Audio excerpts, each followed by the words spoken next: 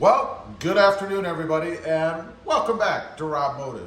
Today I wanted to talk about power management in the Toyota Tacoma. I have a bit of a conundrum.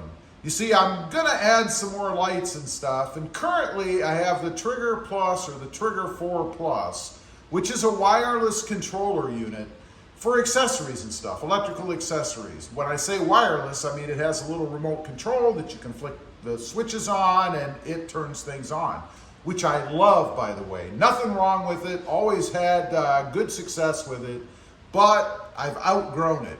I'm gonna be adding some other lighting stuff to the Toyota Tacoma, and I'm gonna exceed the 4 power options that it offers. You can go with the 6, but frankly, the controller is just too big, and I wanna try something different. So, we're gonna pop the hood. We'll take a look real quick at what I have in case you haven't seen it before. By the way, the single hood strut is still fantastic. No issues with it. I know when I first put it on, some people said, oh, it's gonna fail, it won't be strong enough. Really, the only thing about it is it kinda skews the hood a little bit when it's up because it's pushing the hood up further than the non-supported side over here. It's just slightly, but you can tell. Do I think there's any problem with that? No, I really don't. Works great for me. I highly recommend just the one. If you have something in the way like I do, and the reason I only have one is because I can't fit another one over here with the S&B cold air intake. But on to the controller. What I have right now, sitting on a tray, is the Trigger 4 Plus. You can see it right there. Not very big, fits in there and doesn't really obscure anything. And that's something I've considered in going with what I'm gonna go with, and I'll get to that in just a minute. But I am gonna replace it. I'm gonna go with the Switch Pro. I've seen a lot of information out there, and I know a lot of folks have it, and I think that's the way to go. It is not wireless, unfortunately, or maybe fortunately, I don't know. So I will have a little bit more work to do than just putting the Trigger 4 in like I did there. Everything is pretty much maintained under the hood. You don't have to run any wiring for any switches or anything inside. There are pluses and minuses. I've had to replace the battery in the Trigger 4 Plus a couple of times in the little remote, kind of like you have to do with a garage door opener if you still have one of those, you know, the little clicker thing. Not a big deal, but it's just ongoing maintenance, whereas with a switch, you never have to do that. Once it's in and it's connected, you're golden.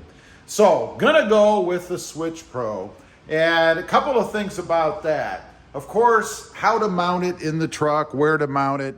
There's actually a fellow on Instagram, and we'll get to him down the road. I've contacted about his setup, his tray and stuff, and I really like it. That's what I want to go with, so we'll see how that works out. The only thing about that, which is kind of minor, I guess, is that it will cover up the fuse box here, so you would have to pull it off or loosen it up and move it aside if you want to access the fuse box. But honestly, how often do you access the fuse box anyway? Once I have everything sitting up here on top, fused, connected, all that stuff, I should never have to get into the fuse box for anything. So I don't think it's that big of a deal. And like I said, you can pull the Switch Pro tray off and access it if you want.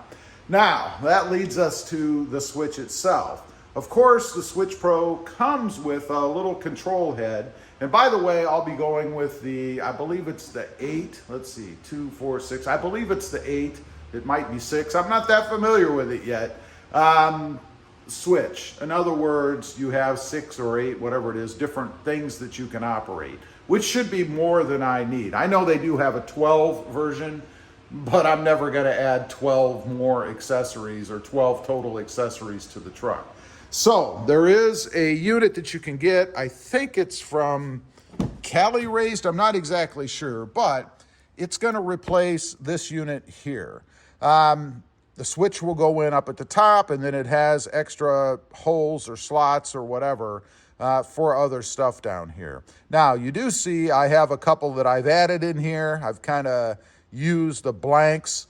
These are for a gate and a garage door opener. I should be able to incorporate those as well. into the replacement piece, and it is the whole piece. So that should still be okay, and it actually will give me a bit more finished look, and I might even be able to get these buttons next to each other, which is something I want to do. Having them here, honestly, it's hard to see this one when I'm sitting in the seat, so I kind of always have to bend over and look down to figure out where this one is. The garage door one up here, much easier to get to, and I think I'll try to mount them both across the top if I can.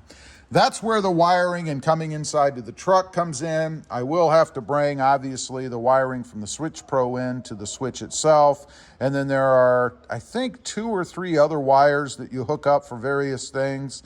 Not exactly sure what those are, to be honest, but I'll have to run those as well. And I believe they hook in right here behind this panel on the side. So that'll be down the road. That'll be a whole install. And something I'm looking forward to because it is something new for me. I've never had one of these before. Obviously, I've done some wiring and stuff, but never anything really this complicated. Another thing that I like, which has nothing to do with functionality, is the looks of this setup. It just looks cool. And if you watch the channel, you know, I like techie kind of stuff, and I like things that are aesthetically pleasing. Things that dress up under the hood. I mean, I've done a couple of things under here already. Obviously, you can see the painted engine cover just to dress it up a little down here. And then also the S&B air intake, cold air intake, if I'm being honest, doesn't serve much of a function so far that I can tell. I don't get really any sound out of it, and it didn't increase the horsepower or anything. It just looks cool under here. I like being able to see the gigantic filter.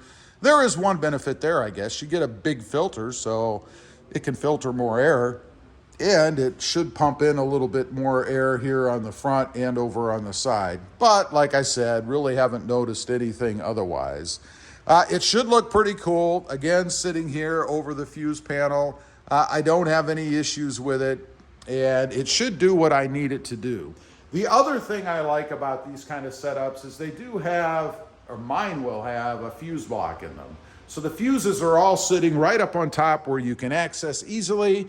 You're not running relays or any of that stuff. All of that stuff is built in, much like the Trigger 4 Plus. Everything is self-contained. In the Trigger 4 Plus, you can see there are the fuses across the top. So if anything crazy happens, obviously I can mess with the fuses right here. It's very easy to maintain. Again, nothing wrong with the Trigger 4, nothing wrong with the wireless system. I've just kind of outgrown it, I suppose, and want to go on to something new.